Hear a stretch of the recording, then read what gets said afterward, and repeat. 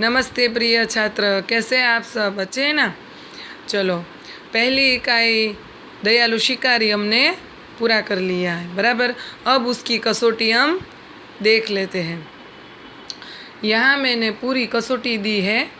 ये जो कसौटी है आपको अपनी फेयर बुक में आपका स्वाध्याय जब पूरा हो जाए तब उसके बाद लिखनी है। इसमें कितने प्रश्न दिए गए हैं बच्चों?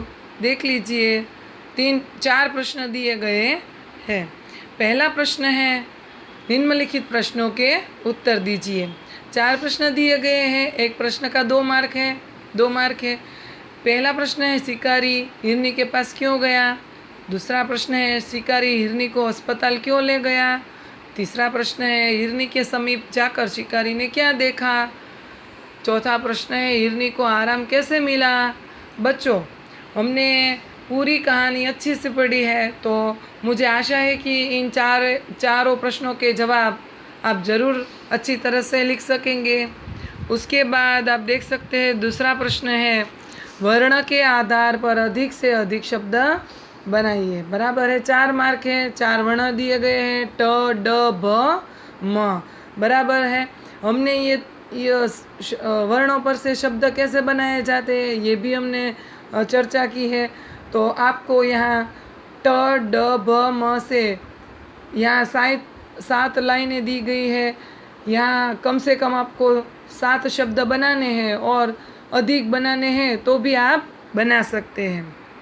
उसके बाद तीसरा प्रश्न है शब्दों को लेकर वाक्य बनाइए। शिकारी शब्द दिया गया है तो शिकारी पर से वाक्य बनाना है। जंगल, बराबर। उसके बाद शावक और निशाना, 4 शब्द दिए गए हैं, उस पर से आपको वाक्य बनाने हैं। बराबर है। चौथा प्रश्न है नीचे दिए गए चित्र के आधार पर कहानी लिखिए। बच्चों, ये कहानी पूरी हमने समझ ली है, जान ली है, पढ़ ली है। बराबर। चित्र को देखकर आपको ये पूरी कहानी आएगी। ये पूरी कहानी हमें हिंदी में लिखनी है, गुजराती में नहीं लिखनी है। बराबर है।